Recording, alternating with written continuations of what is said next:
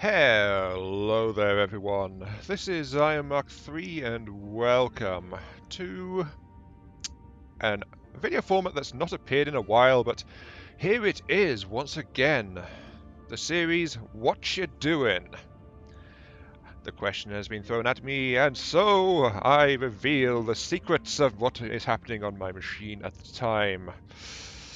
Behold, my most guilty pleasure ever, Anno 2205. No, not really.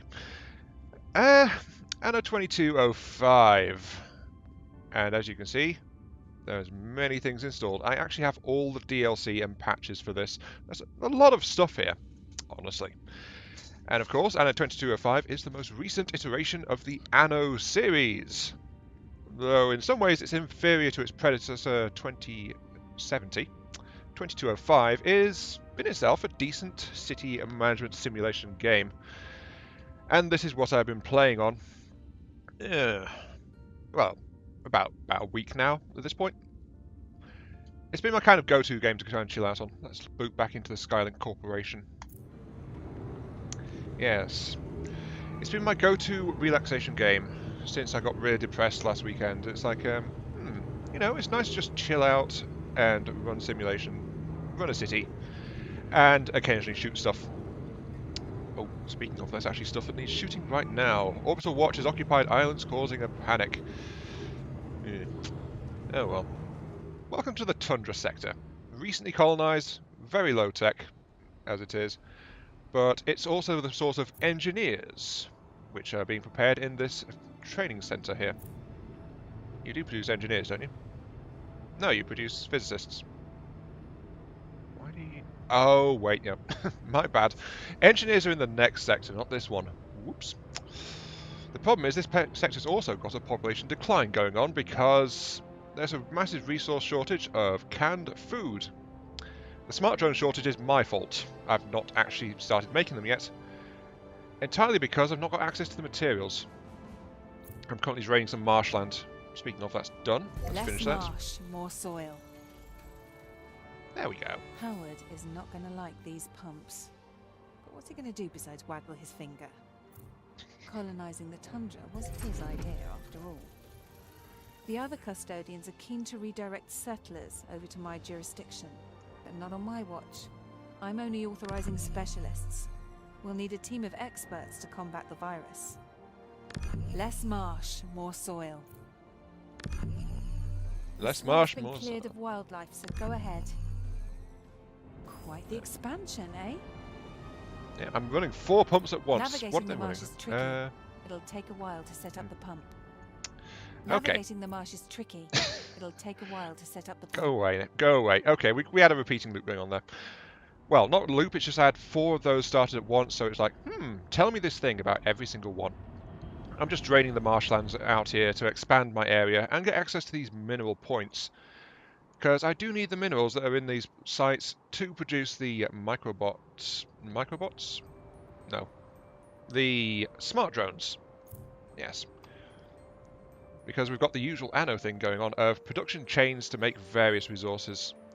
What I require is to make microbots. I require a drone hive. Why do I keep saying microbots? Smart drones. Which requires nanochips and cobalt. Cobalt is not too much of a problem. I just mine it straight out of the ground over there in one of those newly freed up spots, and I've got to connect it to my transport grid. I don't have a good spot to connect, do I? Oh well, I can just run it up here past the fungus field, which is harvesting one of the unique resources for this region. There we go. We have a supply of cobalt running. Everything is quite handy in this game. It's a bit streamlined. It provides a plus-minus on how things are going. If you mouse over your storage sites, it also gives you a total storage and a bit more detail. So there's no shortage of information here. You can tell what you're making, how fast you're making it, and the overall input-output of the area. So, if I wanted to, I could see how badly my supply of goods is going for the Arctic. Canned food, one of the resources by people. Importing 22, consumption 36. The problem is that import is actually now at 0 because the flipping global watch is doing nasty, nasty things out there. I need to go and deal with that at some point. Oh, I overexpended. I need more truck drivers. There we go. One of the things I like about this is like it's really high tech and everything is upgradable to varying degrees. Like if I wanted more output, I could build a new mine, or I could build an additional shearing unit in here just to get access to some more stuff.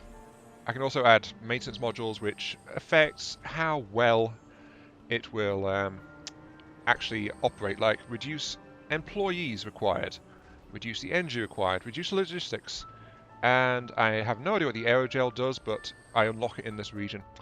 The problem is to unlock stuff and to also finish those marsh pumps, I require constructobots and super alloys. They are required building materials here. Unfortunately, they are not produced here. This area literally can't make them. So, I need to see to that. And for that, I need to show you some other maps. Behold, the strategy map. Anno 2070... No, this is not 2070. Anno 2205. I always get those mixed up. 2205. It gives you a bit less space in general for some of the maps. Like, each map is no longer randomly generated, or rather generated from a selection of islands or something like that. Each map has got its own shape and size, but they all appear in the same map. And while you pick one when you start a region, you can buy out other regions as well. Like, I've bought these two regions to get them in my control. Welcome. How are you today?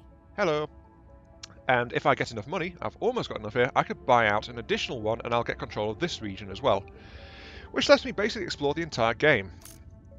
I can control many regions, many cities, and they can operate alone to a lesser or greater extent, but in many cases they require support from elsewhere.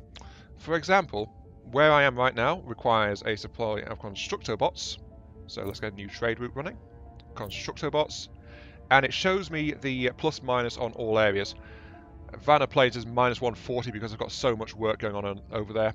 But Viridian Coves, which actually exports a massive amount of construction bots to the world market for much moolah, has a supply of 48. So I'll export from there to here, and it'll tell me how much maintaining the route will cost, how many I want to send, and so on. I'll just send the complete surplus over. So there we go, full surplus. Beginning operation. You can see the list here, can't you? Only the ones that are exporting to the world market actually produce a profit. Like, I'm getting 46,000 profit from exporting raw silicon at the moment, which is quite nice. But most of them is just shifting goods around so that these cities operate better. Like, there's a lot of stuff coming from the Arctic, which I can't make anywhere else. The Arctic site needs some materials from the temperate regions, which is again being supplied. You can see the direction of the lights, exactly what's wandering around here, there, and everywhere. Even my space station requires resources, though that is an optional thing. I'm just exporting deep water corals up there for good reason. I'll show you that in a little bit. Since this is a What'cha Doin, I'm going to show you all the regions I've got access to.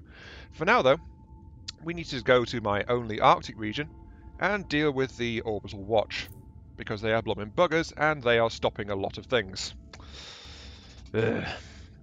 The Orbital Watch, by the way, is this game's version of Pirate Forces that appeared in 2070. In 2205, they are protesting about the colonization of the moon and the mega corporations that have seized control of all that. So they are generally causing trouble. I can counterattack in a couple of cityless combat missions, which gives me some rare resources. And they occasionally attack me as well, which means you're going to see the combat side of this game. We are under attack. Yes, we are very, very under attack. What are they even doing over here? They've occupied it, which means that the entire island is basically shut down and it's not producing much. And research possible. Though, as you can see, I'm also launching shuttles from this area. This area also produces physicists, I believe. Yes, you do. Bye-bye! But it's an entirely different ecosystem. Different buildings, different techs, different resources. Attention. Like, provision of specific consumer goods detected. Everything is made from metal foam out here as the basic material. And I also produce things like cybernetic implants out here.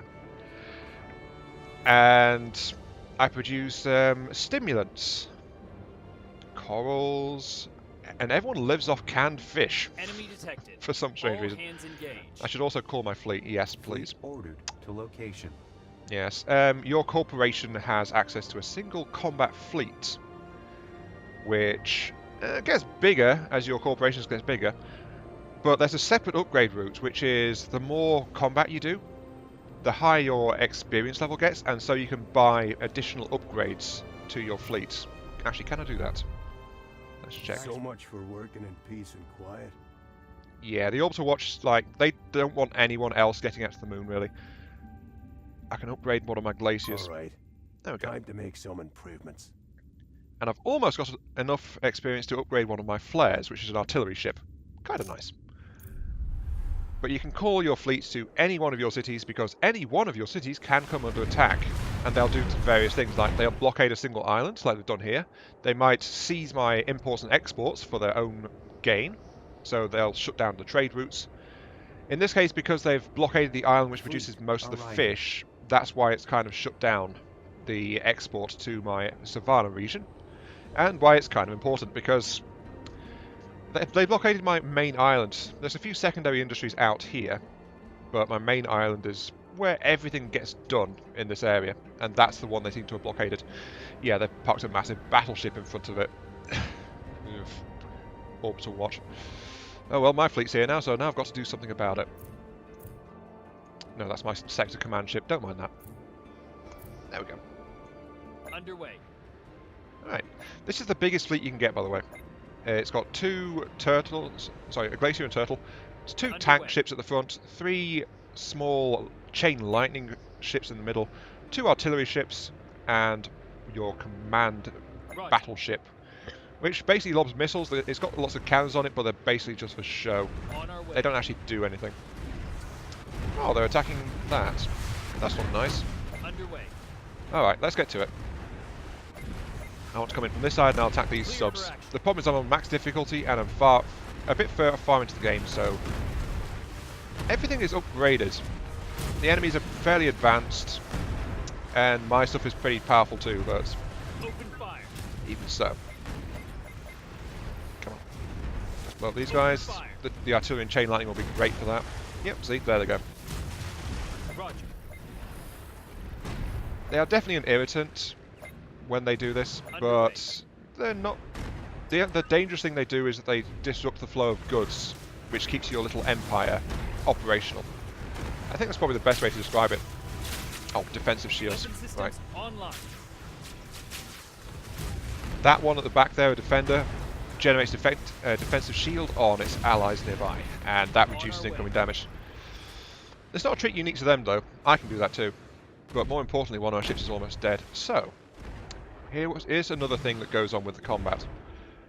Well, you can't build your own army like you can in the previous game. You just upgrade this as you get more powerful. But you've got three abilities. I'm going to use my repair drone ability. Self-repair. Running. Which spends fuel, which is the blue counters down here, to do various things. Repair drone repairs everything within radius. Kinetic shields give all vessels within radius that particular defensive buff, so they become a lot harder to damage. Like I'm going to do that here. So as you can see, they've got those rings running, so kinetic barriers are up. The enemy can do a lot less to me while those are active, though it's only got a short duration on it. See, it's already run out. Full speed ahead. And lastly, there's something called a wave mine, which damages ships a little bit and pushes them away from each other. Good for disrupting formations, I Full suppose. speed ahead. I'm not taking any critical damage, so I'm fine to continue. So yeah, that's three abilities powered by fuel, and as you saw, fuel usually drops from the enemies you kill. Coordinates I think that's the hardest part about when they invade your sectors, apart from the fact they're disrupting everything. It's, affirmative. you can't use these abilities freely until you build up a reserve of fuel. And you can't do that without attacking the ships, so you're starting with no fuel, basically. Well, you start with like 4 fuel. But you've got to find more, so that means you've got to kill some stuff. And if you're too weak, or you do it wrong, that means you get damaged. You get damaged far too much. In which case your ships might blow up and they actually get reset to default. You lose any upgrades you had on that particular ship, which is not that good, really. Full But speed since I'm on ahead. hard and I'm against high level enemies, I get a lot of fuel. But more importantly, I get a lot of specials too. There are 3 specials, these other 3 abilities down here. Like I've got access to a nuclear barrage. So it says nuke, but it's actually a missile barrage. They're not big enough to be nukes. I can call in support fleets, and I can deliver EM pulses which temporarily disable enemy ships. I'm going to use those against this Eradicator, which is the biggest, most scary ship in the game that I've seen to this point. Let's disable it so it can't hurt me. Enemies that have been disabled also take a little bit of damage over time. It can kill weaker ships, but anything with any kind of health will survive fairly well. Yeah, let's keep them going. Let's call in some support. Right on top of it. Here we go. Allied submarines have emerged from the depths, and they are helping attack, but more importantly, they're drawing that big ship's fire. That's why I called them. I kind of use my allies as sacrificial in this game. And the problem is it works. There's no ramifications if your allied forces get broken up. Because it's basically a free power-up at this point. Fuel, repair, Launch. immediately rearmed. So there you go. I'm fine. My ships are fine despite going against that guy. Which just leaves the rest. There's 2 submarines over there. Most of the enemy forces are up this way though. Roger. How many do I have to kill? 23 out of 32. 9 more ships. If I blow up 9 more of these guys, I thwart the attack and the rest will pull out. Weapon systems online. But yeah, as you can see, at this point it's like, I get ridiculous amounts of fuel. I don't need this much. But that said, it has been quite nasty sometimes. Roger. This one is relatively mild. Let's nuke these guys. Nuclear missile. Fire. Yeah, it says nuclear missile, but it's like a barrage of smaller missiles. Maybe there's an upgrade that lets you actually drop a nuke. That's a potential thought. Roger. Yeah, I mentioned upgrade. I'll get to that in a little bit. Right now I just need to chase down some more stragglers, and I only need to kill 1 more. Actually, a nuke will do that. Nuke. Am I close enough? Nope. A little bit Full speed closer. ahead. Nuke and... Nuclear missile. Fire. Fine. But we will have our revenge. We'll see. We'll see. Yeah, you see, Virgil and the Orbital Watch, they claim like it's like, we're doing this to protect the world, to prevent the inequality. Our people need these things, but basically they're just attacking and taking Drones. Launch. everything. They don't really care. They are very, very aggressive. They're even attacking climate stabilization tech in some of the missions. All hands engaged. So, you know, it's like they are acting very Here they come. anti-establishment and using terror tactics. They don't seem to care about the things that are disrupting the people that are hurt. Anything like that. It's basically the bad side of it. They're not freedom fighters, even if they style themselves that way. They really don't act like it. Anyway, that is my Arctic region, fully secured and squared away. Not too shabby. We are under attack. And yeah, while the forces are retreating, they do actually still fire on your ships if you wander too close. So it's still possible to lose ships even after you've won in one of these defensive ones. Like I came close to losing this artillery ship from those 2 submarines that just happened to wander past. So, yay for them. Let's go somewhere else. Ooh, I can afford to buy some new places. Ooh, tempting. Very tempting, but no. Let's drop in on my original sector. This is the one I started the game with, Wildwater Bay. It has a lot of the stuff that I've developed for temperate regions in it. In fact, it's even got intelligent clothing, which is the most difficult consumer good I've made yet. Space shuttle docking. Well, less difficult, more highest tier I've made. Let's put it that way. It's also pretty heavily populated.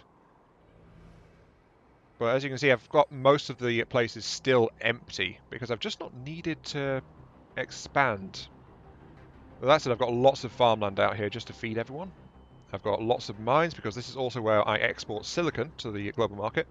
And to make the quota of what I export, I actually mine a lot of stuff. Then over here is what is Consumer basically one of my core analyses show sections. unfulfilled demand for specific commodities. The problem with this area is bioenhancers. These executives need bioenhancers. I suspect they come from the Arctic region, but you can see the cross I think we have a feed bright that's going on. future ahead of us. Like vitamins and rejuvenators I can make around here. Neuro implants were made in the Arctic. Things like that. So it's the requirements of the people that make me want to import and export things the most. Though in some cases it just helps to move things around anyway. Attach sensor drone to your command ship. Follow the drone signal and collect scattered wreckage parts. I guess I could do that. Nah, let's not. But what that is each sector's got its own specific special project. In this case, we've got the wreck of Trenchcoat's old ship. I'm halfway through repairing and restoring it. On our way. In return for an iridium generator. Though we've also got an iridium storage warehouse here, so I've got a steady supply of iridium just coming out of this thing. And this is something else that Trenchcoat gave to me. Storage capacity reached. Oh, collect it. There we go. Oh, I see. So it builds up to 75 and then I have to come in and manually collect it. I was not aware of that one. Okay. Each sector usually has multiple islands, though they get more expensive to stake a warehouse on based on your corporation level. So it's actually better to go out and claim islands and things earlier. Later in the game, things just get more and more expensive. My prices are But so every low, sector also even comes I with don't a know trade how I area, do it. where you can trade, like, I can sell, I can order in a bunch of stuff he's got on offer. I can sell randomly generated stuff. Well, not randomly generated. He randomly picks some stuff every 15 minutes. Nothing beats sealing And a deal he randomly that's gonna changes this keep as you well. fed for years to Though he's come. always got offers, he doesn't Speaking always of- have requests. And this is one of the downsides of 2205. Because in the previous game, 2070, you'd have your rivals colonizing the same area, and you could trade directly with them based on their needs and your supplies and stuff like that. In this one, you've got like this generic trade here, so there's less interfaction trade. This is the only interfaction trade really, except for the one that's going up to the orbital station there to the global market, which is being done by this thing, an orbital elevator. This is the linchpin of the entire thing. The orbital elevator is responsible for transporting stuff to and from the planet's surface. Every sector has one. And how well you build it, because you've got basic upgrade levels here, the more you upgrade it, the more stuff you can do. Complete orbital spaceport. Yes, please. 5, 4, 3, 2, 1. I mean, this does look cool, but it's like, I don't get the point of this. It's like, hey, we've already got an orbital elevator. We've got orbital space station up high above. You know what? Let's still launch a colonization shuttle up from the surface and burn a lot of fuel and stuff doing that. Yeah, it doesn't really make much sense, honestly. But yeah, this is entering the third stage by starting onto the next region, setting out a moon colony. A historic moment. The eyes of the world are upon you. Phase 3 has begun. The second wave heads for the moon. And now You we've came a started long approaching. way, Hey. but there's still another 250,000 miles to cross for you. Your colonists are waiting for orders. Yeah, I've not actually been onto the moon in this game yet. I have selected my starting region, but I've not actually loaded it up because the "What you doing?" question got popped on me right as I was picking out my starting region up there. So I'll be dropping into that shortly. There's just one other place to show you first, which is this one I mentioned. The Skylink Corporation Orbital Station. My own personal piece of real estate up above the atmosphere. Further investment in This is one of the research possible. updates that came out after the games was made, along with the Vanna planes. But what this does is basically you train specialists down in the individual locations, like you saw I had physicists and it was biologists coming from the temperate regions. and they come up here. They generate based on how well you manage to populate the area around the spaceport. And they come up here and they provide people to operate this space station. The space station is a bit like a Tetris game. You've got individual modules, Oh, individual research stations. I've only got 3 because the last 2 require me to have engineers up here, and engineers I suspect come from the moon. And then you've got to play around with the... Attention. Research goods missing. Yes, I know I'm low on goods. I'm not delivering the full supply. I get it. But then it's like you've got all these extra things that you put together with it as well. Like I could add an artificial G-ring over here. I can add hydroponics sections on these. I can add solar panels over there. That's a recycling plant. That's a storage hub. That's a set of heat sinks to help provide cooling. And I say it's like a game of Tetris because these have varying effects on the stuff next to them. Especially on heat and cold. Like, the heat sinks help to greatly reduce the heat of neighbouring modules. The solar panels add a lot, but everything produces at least a little bit of heat. See? Temperature +2. The thing is, it only provides along the connecting spar. So this one is providing to those 3 around it. This one is drawing from the neighbouring stations. So, stuff like that. yeah. Is there something you want? Yeah, I'm just giving a tour, don't mind me. Sorry. So, what's going on is, it generates a resource called expertise. How well this generates is based on how well populated you've got your labs. Like, I'm generating enough biologists to actually staff all 5 of these labs. 5 is all I need. And then the neighbouring stuff provides bonuses. So, Artificial G-Lab provides a lot of extra to this. Greenhouses provide a lot as well. Though actually I'm technically only 2.5 greenhouses per one of these workshops. A solar cell would be great, but the problem is that these guys are naturally really hot. And if I go above 39, then it suffers a penalty to it. So it's just not worth it. It's actually more useful to have an additional greenhouse than it is to have a solar panels. Because the solar panels just overheat it, cook the plants, and, you know, make it less effective.